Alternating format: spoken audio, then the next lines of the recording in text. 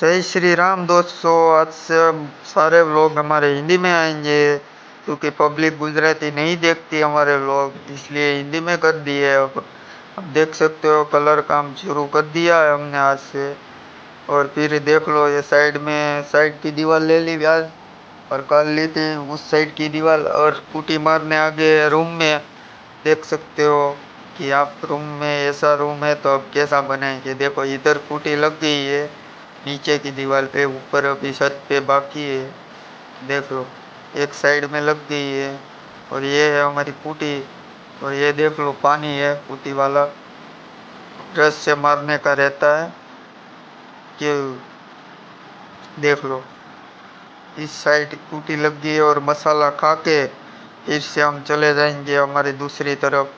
देख लो अब यहाँ आ गए हम कलर करने के लिए के ऊपर। हम देख लो हम निकल गए अपनी भैंसिया लेके। चलो गांव में हमारे